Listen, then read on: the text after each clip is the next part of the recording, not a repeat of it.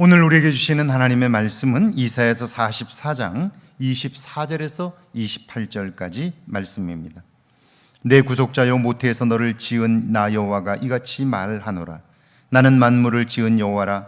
홀로 하늘을 폈으며 나와 함께한 자 없이 땅을 펼쳤고 헛된 말을 하는 자들의 징표를 폐하며 점치는 자들을 미치게 하며 지혜로운 자들을 물리쳐 그들의 지식을 어리석게 하며 그의 종의 말을 세워주며 그의 사자들의 계획을 성취하게 하며 예루살렘에 대하여는 이르기를 거기에 사람이 살리라 하며 유다 성읍들에 대하여는 중건될 것이라. 내가 그 황폐한 곳들을 복구시키리라 하며 기품에 대하여는 이르기를 마르라. 내가 내 강물들을 마르게 하리라 하며 고레스에 대하여는 이르기를 내 목자라. 그가 나의 모든 기쁨을 성취하리라 하며 예루살렘에 대하여는 이르기를 중건되리라 하며 성전에 대하여는 내 기초가 놓여지리라 하는 자니라. 아멘. 하나님의 말씀입니다. 날씨가 무덥습니다. 건강에 유의하셔서 복된 날들을 살기를 주의 이름으로 축원합니다. 이모화변이라고 불리는 사건은 아버지 영조가 아들 사도세자를 뒤주에 가둬 죽인 사건을 일컫습니다. 이런 일이 어떻게 가능할까 생각하지만 자세히 들여다보면 잘못된 사랑이 원인임을 알게 되지요. 당시 영조는 장남 효장세자를 안타깝게 잃었고요, 다른 아들이 없었습니다. 그러다 42세, 지금으로 말하면 60도 넘은 나이에 사도세자를 얻었습니다. 너무 기쁜 나머지 영조는 갓 태어난 아이를 원자로 정했고요, 막 돌진한 아이를 왕세자로 책봉합니다. 영조가 아들을 얼마나 아꼈는지 자기 아들이 읽을 책은 밤을 새워서 손수 붓으로 써서 책을 묶어 그것으로 가르쳤다라고 합니다. 좋은 것은 항상 세자의 몫이었어요.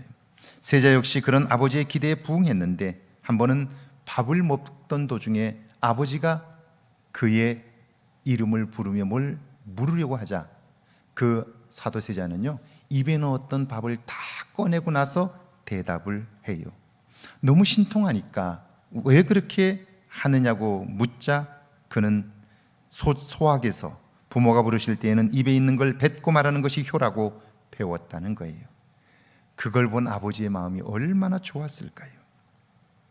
그 외에도 사도세자는 천재적인 재능과 성품을 보였는데 그럼에도 불구하고 아버지 영조는 과도한 기대감과 그리고 그에 대한 판단을 가지고 있었고요.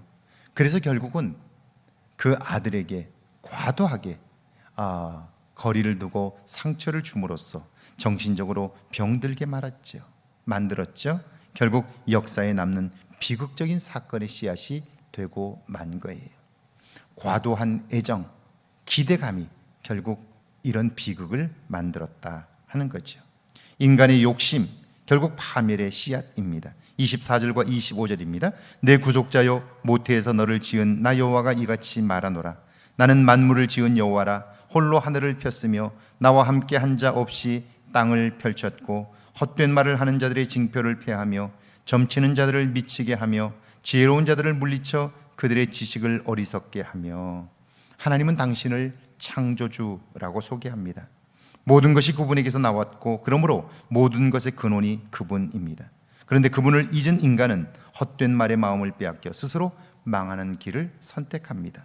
잘못된 신념과 우상에게 자신의 삶을 맡기고 헛된 일에 분주합니다.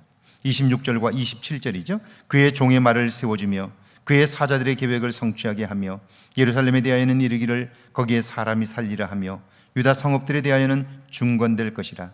내가 그 황폐한 곳들을 복구시키리라 하며 기품에 대하여는 이르기를 마르라. 내가 내 강물들을 마르게 하리라 하며. 그럼에도 세상은 그분이 만드셨기에 그분의 뜻대로, 그분의 인도하심대로 움직입니다. 예루살렘에 사람이 살라 하면 그렇게 됩니다. 황폐한 곳들이 복구되리라 하면 그대로 됩니다. 사막에 강을 내고 꽃을 피울 수 있는 분이 바로 하나님이십니다. 28절이죠.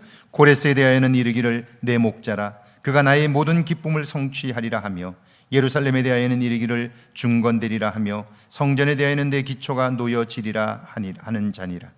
나라가 망하고 바벨론의 포로로 끌려간 이스라엘 백성들, 그들은 곡으로 돌아올 소망을 포기했습니다. 현실적으로 불가능하기 때문이죠. 그런데 하나님은 그런 바벨론을 페르시아 왕 고레스에게 넘기셨고 그를 통해 가능하게 하셨습니다. 그런 고레스를 하나님은 나의 목자라고 말씀합니다. 상상할 수 없는 일이죠. 저 먼 땅 이방의 나라의 왕이 하나님의 목자라니요, 말도 되지 않는 것 같습니다. 그런데 하나님은 이 세상 만물의 주인이십니다. 그러기에 누구를 들어서도 하나님은 그 일을 하실 수 있는데 과연 우리가 그 하나님을 온전히 알고 있느냐 하는 것입니다. 하나님과 함께 살아가는 우리들의 시각이, 우리들의 생각이 넓혀져야 하는 이유가 여기에 있는 거죠. 오늘 하루도 그분과 동행함으로 여러분의 생각과 여러분의 세계관이 새로워지기를 주의 이름으로 축원합니다. 함께 기도합니다. 나의 판단이 하나님의 계획에 이르지 못함을 알게 해달라고요. 고레스를 나의 목자로 부르시는 하나님의 안목을 깨닫게 해달라고요. 함께 기도합니다. 하나님 아버지, 나의 판단이 하나님의 계획에 이르지 못함을 알게 하옵소서. 고레스를 나의 목자로 부르시는 하나님의 안목과 하나님의 비전을 우리가 가슴에 담게 하시고 편협한 우리의 생각과 우리의 세계관이 새로워질 수 있도록 은혜를 베풀어 주옵소서. 오늘도 주님이 하실 놀랍고 큰 일들을 기대하게 하시되 나의 한계 안에서, 나의 울타리 안에서가 아니라 하나님이 행하시는 일들 속에서 그 일을 보게 하옵소서.